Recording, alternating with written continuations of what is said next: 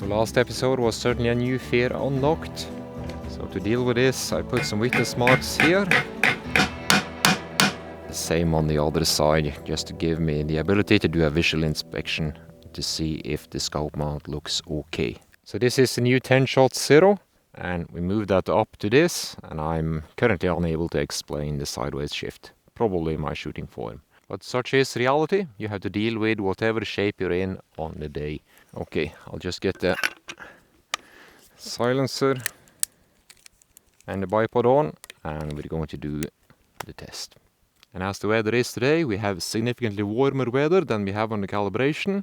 And the nice weather, because we are in the same geographical location, also indicates that we have a higher air pressure. That's going to push bullet down, but at the same time, we also have the higher temperature, and that's going to push it back up. So I'm just going to wing it, and I estimate that we have approximately no change in the air density, and for the 5.1 target I will simply dial to 5.14 despite the calibration and the actual weather not being a match. And the reason why I can do this is the density altitude. The bullet doesn't really care about the temperature or the pressure. The only thing it cares about is how dense the air is. Okay, let's do the test. So the test is the usual one target, 1 minute, one shot, and the range needs to be more than 500. 1 minute.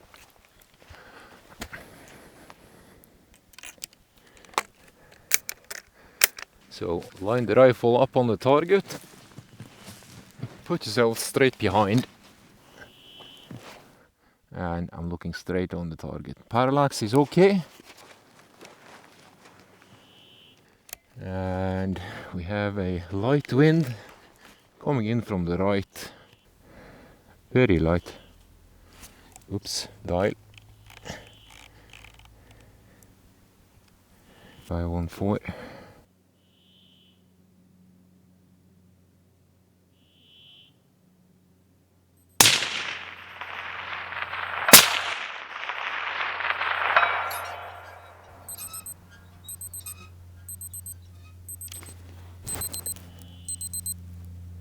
That's the alarm. So, pretty perfect for windage, but a tad high. But as you saw from my zero session today, that could very well be my shooting shape today. Could of course make some excuse with the uneven ground and it's difficult to find a proper position, but that is actually part of the test. I need to recognize what a good position is, and I need to know if I have this shot or not. Here, in practice, it has absolutely no consequence to fire the shot. I will either hit the target or I will miss. If I do this in the field and my assessment is wrong, it can get ugly. Having an equipment failure like a drifting scope mount has a rather insidious effect on your shooter's psyche, so to speak. So I put some witness marks on this new scope mount here, and we're going to do a volume at the 5.82 target, and you'll see if we can provoke this scope mount here also to move. Hopefully it won't, because these scope mounts are rather expensive. So we're just going to change targets, and because of the weather today, we're just going to dial to range 575 plus 1 click. 1 click moves 8 meters. That should be 583 for the 582 target. So just line up the rifle, place yourself behind, and when I open, I'm right on the target. Fairly centered, with the exception of the shooter errors on the 2 first shots. It's the same kind of error we saw on the 10-shot zeroing of the target. Now we'll just check the Kestrel for weather. And it's quite warm, 23 degrees by the looks of it. And the pressure is 999. Let's see if we can get a reading on that. The bullet doesn't really care about the temperature or the pressure. The only thing it cares about is how dense the air is, the density altitude.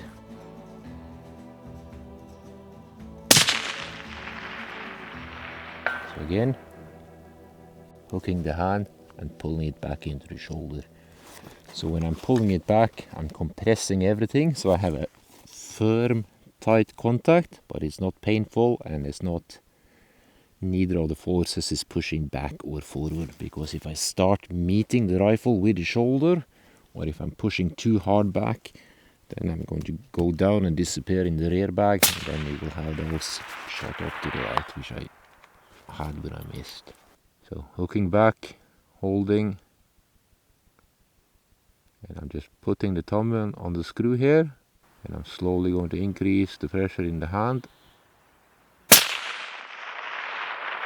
And as you saw, put the hand in, pull the rifle back, thumb just finds his place, checking natural point of aim.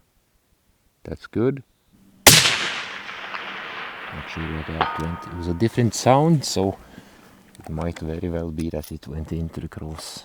So I'm not pushing the shoulder back, and I'm not putting the rifle forward. I'm just removing all the air between myself and the rifle. That's how hard it is. So when I have that pressure in the shoulder, check natural point of aim. That's off. Just move the chest and the hips. Check natural point of aim. I'm on. So I'm going to breathe out, and I'm going to increase the pressure in the hand, and that will also squeeze the trigger.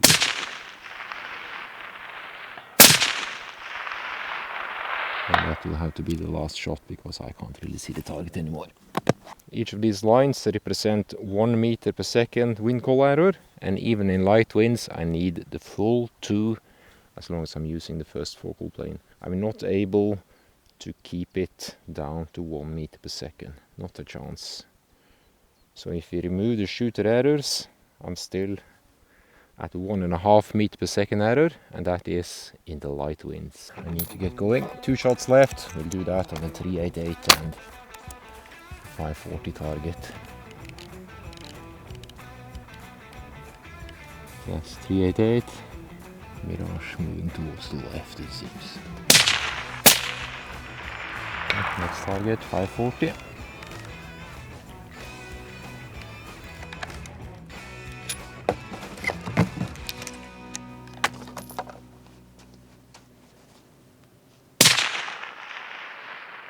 Okay, that'll be enough for today. I need to get home. This episode contains sponsored items.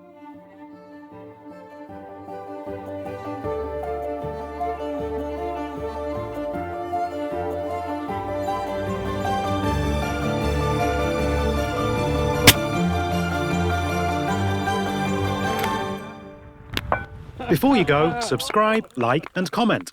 Click the bell if you want notifications of new episodes. So today is essentially more of the same. And as you can see behind me on the sky, we have a different weather. The weather is now grey, not so good as the last time. And that indicates that the pressure is going to be lower. So we're going to be closer to the calibration, which I have on my turret. So today I'm just going to dial to range. And really the only thing that the bullet cares about is how thin or thick the air is going to be. And you can also express this as density altitude. And density altitude is simply the pressure altitude corrected for temperature. Now if you're interested in that, you can Google it, because that's not within the scope of these films.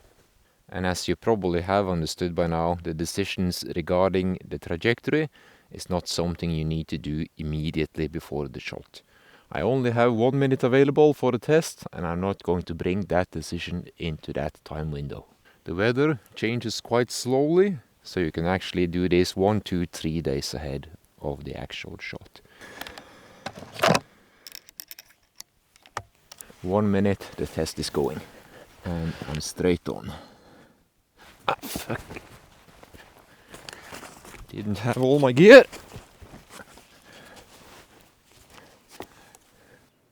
Parallax is okay.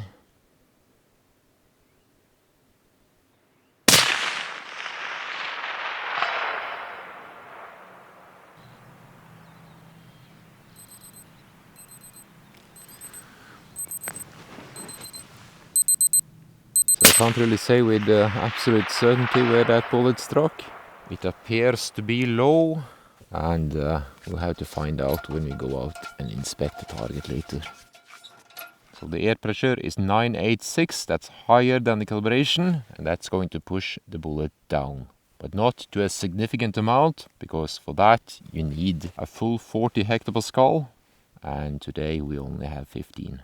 And for temperature, we have 16, and that's higher than the calibration, and that's going to put the bullet up again because air density decreases. But also, on its own, it's not big enough to be a significant change, because then you need a full 10 degrees value. So, fairly close to the 30 calibration, and you should only see a slight push downwards. Now we're going to check this on the ballistic bar at 608, and we'll see what sort of elevation change we're going to have.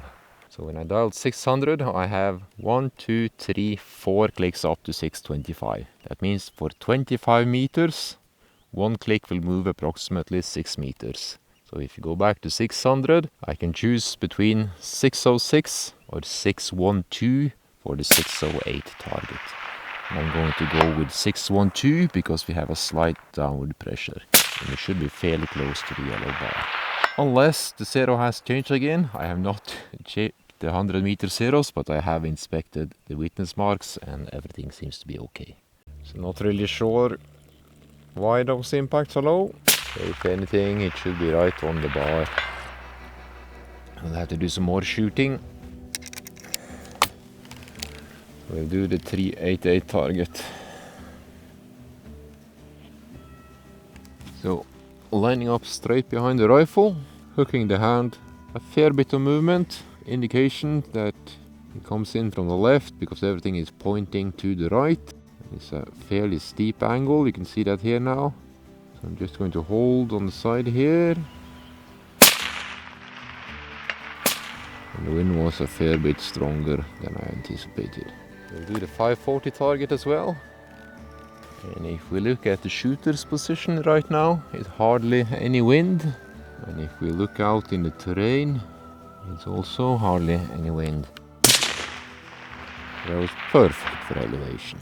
We just do some shots at the 582 target. So hooking the rifle, bringing it back, closing eyes, opening eyes, same spot.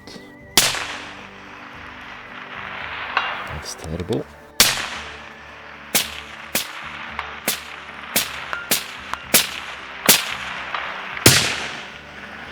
Okay, it's 10 shots. Decent precision, but the accuracy was not there. Down to the left, and I think just clean up and go down and check the zero on paper. The zero at 118 had any correlation with the zero at 582. It should have been low at the short range, as it is low on the long range. The trajectory just doesn't change like that.